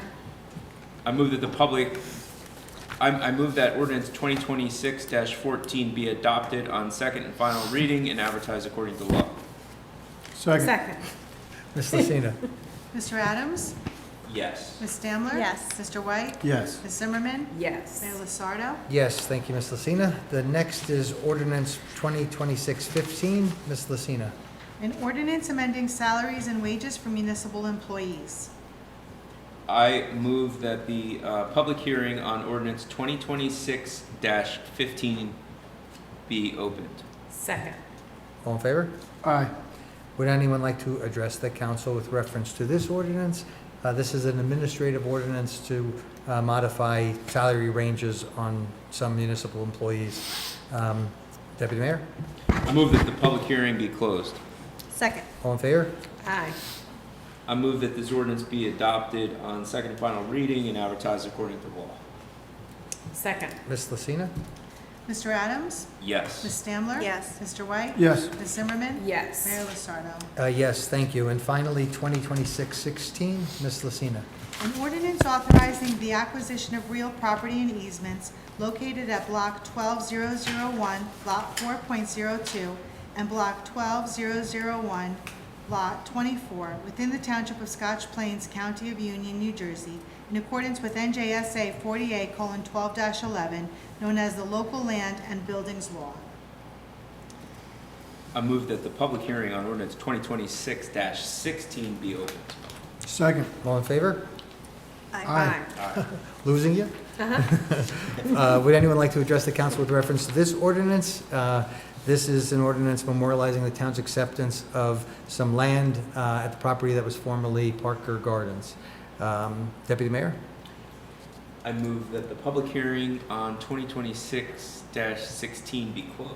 Second. All in favor? Aye. Aye.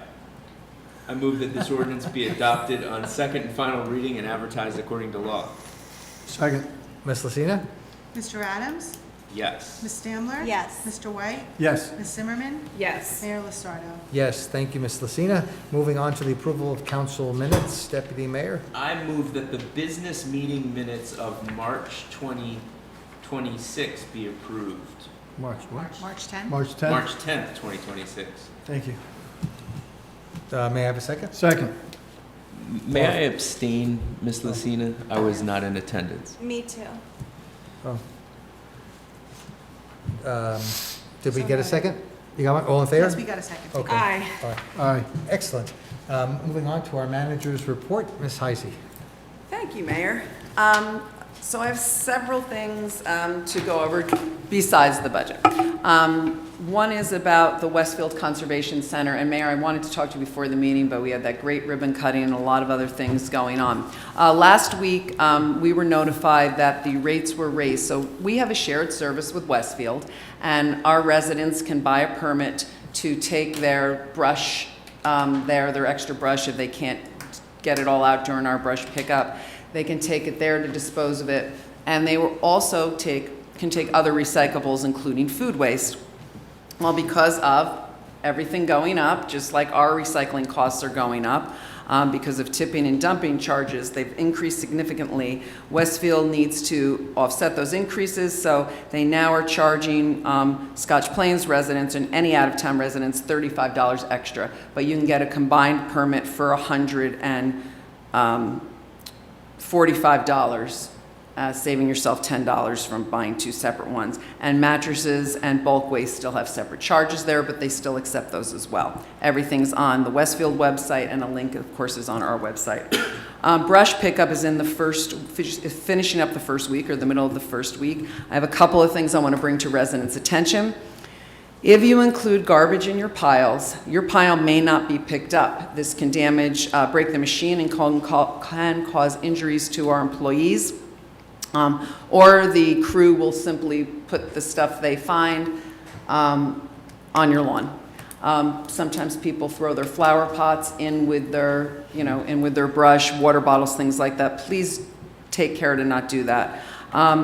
People have also asked what happens to the brush. At the end of the day, or the end of each pickup, it gets taken to our yard on Plainfield Avenue, and at the end of the collection period, we contract, I think it's on the agenda tonight, right, Ms. Lucina, to grind the matter and haul it away. Also, wood chips are available to residents free of charge. Residents just have to call up to Public Works to make arrangements to pick those up.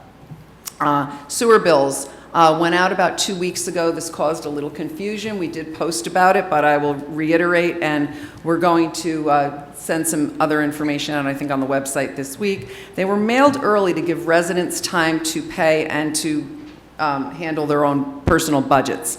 Bills are still due in September, but I believe this is also in third quarter, right, Anders? Third quarter taxes are due around the same time.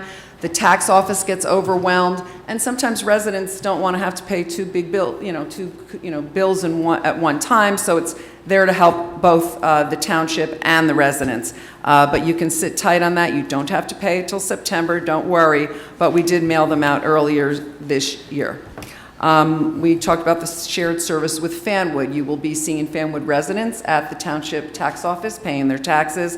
It was a great agreement and shared service that Fanwood came to us and asked if we would be interested. We said yes. Again, I'm going to give props to our CFO for really pulling together a wonderful agreement that Fanwood and Scotch Plains will both benefit from for years to come. And on revaluation, we are now about 65% complete. About 5,000 properties have been done already. So we really thank those of you who have cooperated with the inspectors that are going out. I know they have a tough job, and it can be a little unsettling if somebody's walking around your property. To that end, we're going to be posting more reminders that this company, PPA, has been contracted by the township to carry out the mandated revaluation. And it's in the residents' best interest to cooperate, or better yet, call and set up an appointment if you aren't available when they come in, because they are permitted to walk around your property and at least get the outside valuation. And we have a lot of great events coming up that I'm sure you're all we'll talk about. So thank you. Thank you. Yep. Thank And if you have any questions, you know where to find me. My name was up there. You can find me on the website. I'm here almost every day. Thank you, Ms. Heisey. Anything for Ms. Heisey? No, thank you. Um, On the brush cleanup, I've been meaning to ask if we could alert DPW, especially around our schools. It's out of control. Absolutely. I'm seeing in the morning and in the afternoon especially, the roads turning into one lane in the middle, and I would be grateful if they gave that some priority over other streets. And I agree with you with the garbage. At the same time, the residents are doing something else wrong. They're putting it out so far in advance, despite our warnings that we do, that I've seen passerbyers throw a water bottle and throw garbage. Yeah. It's not the homeowner. But whatever we can do to get the message out to homeowners that whomever put it there, it's going to damage our machines. It may hurt one of our workers, and it may not be collected if the garbage is in there. And maybe to reach out, to us. Absolutely, and not to drag on anymore, but getting back to the budget and being fiscally responsible, our residents and business owners, all of us can do a really good job by helping keeping those costs down by doing simple things like not throwing trash in brush piles. Yeah. We have a whole lithium battery thing we'll be talking about in the future as well to prevent fires and stuff like that. So there are things that we can all do on a really personal level that help the greater good. So we really appreciate residents doing that, and minding the not rules, but the rules of recycling and putting their brush out. Stuff. So, but I'll text Todd and Frank right now and have them make sure they check the schools first thing tomorrow morning. It'd be helpful. Yep. It'd be helpful. You're welcome. And thank them. And you mentioned the agreement with Fanwood. I just want to say that took a lot of work with you as the manager, our CFO, Mayor Marr, their governing body. I want to publicly thank Mayor Marr and the governing body in Fanwood for their faith that we can do something like this, and where the residents can come here and pay their taxes. They took a leap of faith in agreeing to this deal. It's beneficial to Fanwood. It's beneficial to us, and I hope it leads to more and more of us doing things together. So thank you. Moving on to reports of special committees. Councilwoman Stamler? Yes, I'm glad that Sarah came up during public comment. She said everything I was going to say about the Friends of the Library, but she did forget one thing. The current president of the Friends of the Library, Christine Saluga, she's actually the Cranford High School librarian. She recently won the I Love My Librarian Award from the American Library Association, which was given out to only 1 of 10 librarians in the country, and she's the president of our Friends of the Scotch Plains Public Library. If anyone wants to get involved, they are doing a lot of great things, as you heard. As far as the Green Team, over the weekend we had a very nice walk at Jerseyland Park with both of our mayors. And then this weekend is our big weekend for Earth Day. We are doing our town-wide cleanup, which you can still sign up to volunteer for through recreation, and also our free cycle event, which continues to grow in popularity. You can sign up for a time slot to drop off items, and then shopping will begin at 11 a.m. If for some reason the weather doesn't hold out, the rain date is next Saturday, and also on May 2nd, we will be collaborating for a Greenbrook cleanup, which we've done in the past, right off Terrell, where Cinemark movie theater is. If you're interested in signing up for that, they also welcome registrants for that too. And that's all I have. Thank you. Councilman White? Yes, Mayor. I have something from the Memorial Day Parade Committee. They have met. They came up with this year's theme, which will be Freedom is Not Free. They also chose a Grand Marshal who is a veteran of the Korean War. It is a U.S. Army veteran, George Becker. On that day, 9 a.m., there will be a ceremony honoring Fanwood's fallen heroes, which will be at Fanwood Memorial Library at 5 Forest Road. At 10 a.m., we will be honoring Scotch Plains fallen heroes, and that will be at the gazebo at Park and Front Street. And the parade will should kick off around 10:45 a.m., hopefully, weather permitting. And last, I have something just as a note. May 4th is International Firefighters Day. That concludes my report. Thank you. Councilwoman Zimmerman? I do not have a report tonight. Thank you. Deputy Mayor? Yes, thanks, Mayor. Last night, the Recreation Commission met at Shady Rest, and I just want to say, big shout out to our rec maintenance crew. I pulled into Shady Rest for that meeting last night, and it just is, spring is sprung, I guess, but the course and the clubhouse area has never looked better. It really is.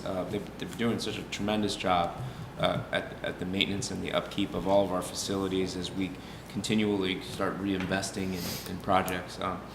Really, really well done. The commission last night conducted a discussion about a number of topics, but I think chief among them was some consideration of the fees at the golf course, and I think soon we'll have a proposal on our desk from them about some modifications that bring the course up to some of the competitor public courses fee structures. And also we had some great visitors, a third grade Brunner Elementary School Brownie Troop joined us working on their public input merit badges and had a lot to say about big kid parks and big kid park amenities. And it's clear that we got to get some focus going on some activities in our parks for the older kids as we continue to reinvent and recreate these community-wide facilities. On the Environmental Commission front, their last meeting was on March 25th. As is typical of that commission, they painstakingly and methodically go through plans and give valuable input to our land use boards about proposed development projects. And they had a real robust conversation about some of the work that's going on next to the JCC. I think many of you that might drive by Martine Avenue have seen that there's an acquisition of some homes there by the JCC. They're expanding their play area. And the Environmental Commission, I think, provided some thoughtful feedback to the land use boards about those projects, as they always do. And they're really valued members of our community that go out and walk the areas and really size up what's going on to understand the environmental impacts of all this work that's going on throughout our community. So big shout out to them and thanks. And on the police department front, I'll just note that we've had a number of public safety initiatives, and I think this budget is chock full of them when it comes to police and fire, but in particular to police.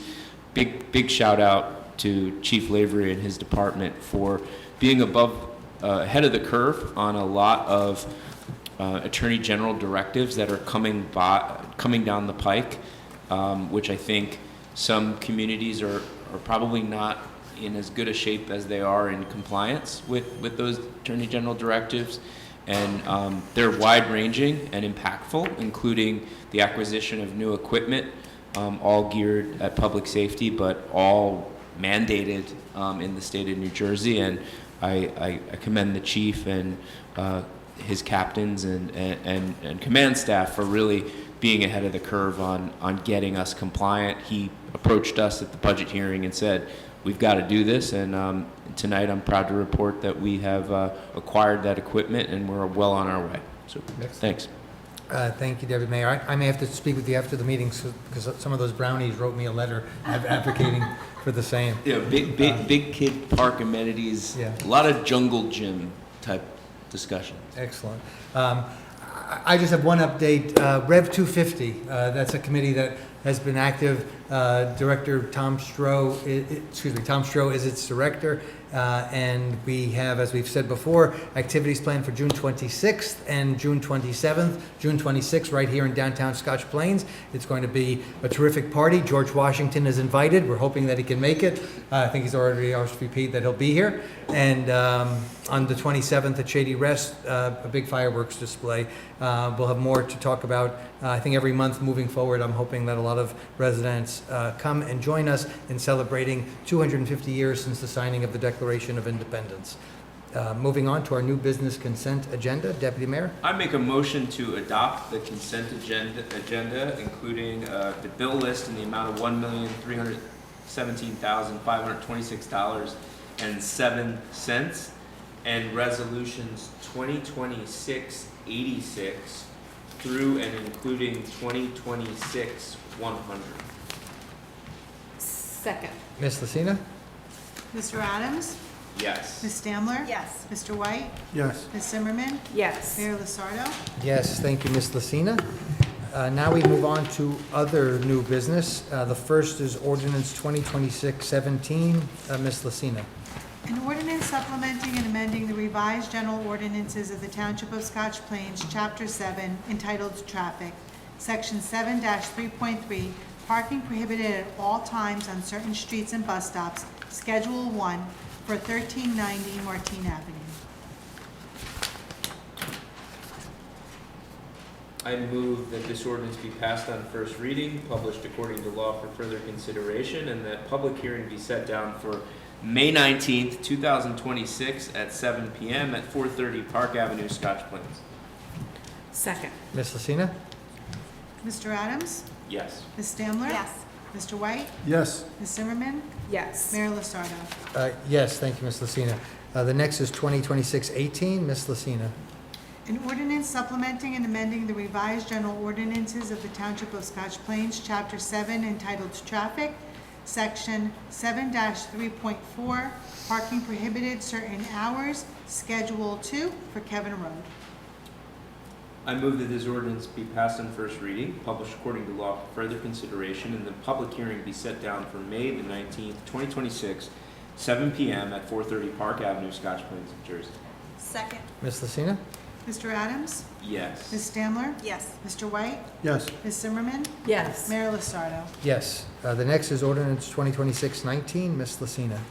An ordinance supplementing and amending the revised general ordinances of the Township of Scotch Plains, Chapter 7, entitled Traffic, subsection 7-3.5, No Stopping or Standing, and Chapter 7A, Schedule 3, for Black Birch Road and Manitou Way. Second. Oh, sorry. You trying to get out of here, Councilwoman Zimmerman? I was just trying to be ahead of it. I was ready. I move that this ordinance be passed on first reading, published according to law for further consideration, and that public hearing be set down for May the 19th, 2026, 7 p.m. at 430 Park Avenue, Scotch Plains. Second. Oh, that was mine. Gotta wake up. Ms. Lucina. Ms. Lucina. Mr. Adams? Yes. Ms. Stamler? Yes. Mr. White? Yes. Ms. Zimmerman? Yes. Mayor Lasardo? Yes, thank you, Ms. Lucina. My wife says all the time, how do you do this? It's like this, you find this fun? And like, this is fun. It's the second. Ordinance 2026-20. Ms. Lucina. An ordinance amending ordinance 2026-3 to increase the density from 18 units to 20 units per acre in accordance with the adopted fourth round housing element and fair share plan. I move that this ordinance be passed on first reading, published according to law for further consideration, and that a public hearing be set down for May the 19th, 2026, 7 p.m., 430 Park Avenue, Scotch Plains. Second. Ms. Lucina. Mr. Adams? Yes. Ms. Stamler? Yes. Mr. White? Yes. Ms. Zimmerman? Yes. Mayor Lasardo? Yes, thank you, Ms. Lucina. Moving on to council comments. Councilwoman Sandler. Yes, I have two things. I would just like to acknowledge that this week is National Public Safety Telecommunicators Week. It's a long one. We don't often see the people who answer the 911 calls, but they are obviously very important, and this is their week. And also, we talked about May 2nd, we have the mental health fair and walk, and we have the Greenbrook cleanup, but we also have the start of our 36th annual farmers market. So we hope to see everyone there. Excellent. Excellent. Councilman White? No, sir. Excellent. Councilwoman Zimmerman? I'm all good. All right, Deputy Mayor? I just want to commend the folks that are responsible for the new project on East 2nd Street that celebrated its grand opening. I mean, it's a great way to kick off what is going to be several years of really fantastic news here in our downtown, as the long-awaited revitalization of that area is truly kicking off. And Mr. Stroh gets a lot of credit for the meticulous level of detail that he puts into that job every day. If you ever have a question about the redevelopment law in New Jersey, or how the man, He is the guy. the man is a walking encyclopedia. Or a president. Yeah, or history. But that's his, Presidential that's for fun. And believe it or not, he is a hell of a pickleball player.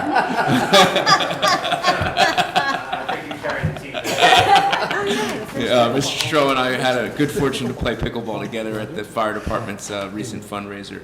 But for sure, that project at 1776 East 2nd Street is the harbinger of a lot to come. And the next great American downtown is going to be right here in Scotch Plains. And Matt's only telling half the story. He didn't say that he won or lost. He lost to me and Sergeant Balthazar. But that was a good night, so be looking out for the next fire department Regrettably, pickleball I was tournament. That not a good on my night. A game for pickleball that evening, Councilwoman Stamler. I just have one comment to share. On March 31st, Detective Sergeant Jason Everett retired. He did so in a hurry, didn't give us a chance to publicly say thank you. And I don't think he's watching, but I wanted, on behalf of the community, to thank Detective Sergeant Jason Everett for serving the township so well since 2002. On behalf of the township, we thank him for his service and congratulate him on his well-earned retirement. That's my final comment tonight. And now, the meeting ends publicly. We're going to be going into executive session on a couple of matters. So our municipal clerk is going to read what needs to be read so that we can do so lawfully. And we will come back and be in closed session. And we will, good night, Bob. Thank you, Bob. Thank you, Bob. And I believe we will not be going back on TV. Ms. Hyde? No. No, we So will not. just in case you're watching, there'll be no business conducted. We're going to be going into closed session in a minute and not going back on TV tonight. So thank you for participating. Have a good evening. Whereas Article 6 of the Open Public Meetings Act provides that a public body may hold a closed session, and whereas the Township Council will during this meeting enter into discussions of the following matters: contract negotiations, Tier 1 Phase 1 Downtown Redevelopment Plan, and potential litigation, towing ordinance. Whereas the matters to be discussed in closed session are to remain in the strictest of confidence by all Township Council members in furtherance of their fiduciary duties to the Township of Scotch Plains. Now therefore be it resolved, matters discussed at this meeting will be released to the public when the reasons for discussing and acting upon them in closed session no longer exist. And again, the Township Council will not conduct any formal business at the conclusion of the closed session. I move to enter into executive session. Second. Aye. Aye. Good night. Good night, thank you, Thank you. everybody.